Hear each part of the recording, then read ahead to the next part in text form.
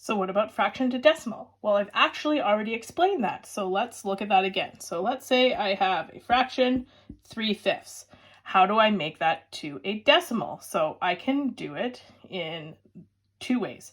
So the first thing I can do is I can just use this as a division sign. Okay, then I go 3 divided by 5, and I know this one, this is a friendly fraction. I know that this is 0.6 or 6/10.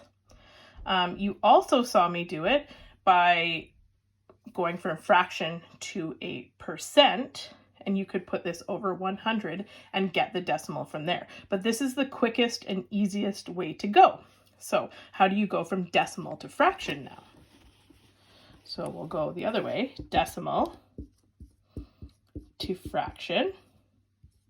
So let's say I have 0.75. So all I need to do, remember, is I count how many places I have. So I have 1, 2.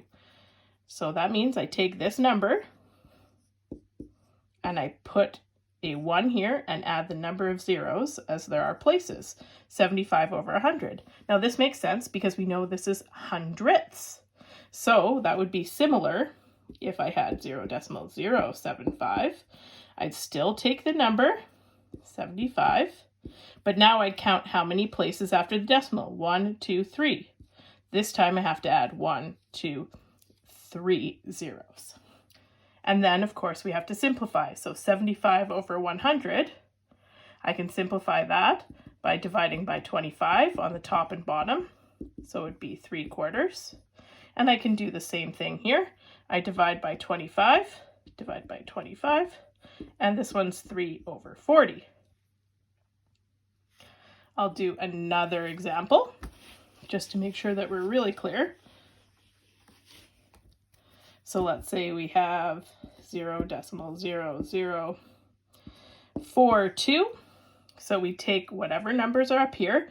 I don't include the zeros because I don't need those, right? Zeros in front of a number don't mean anything.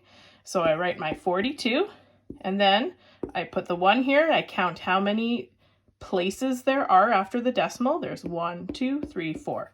So 1, 2, 3, 4. And again, we then have to reduce.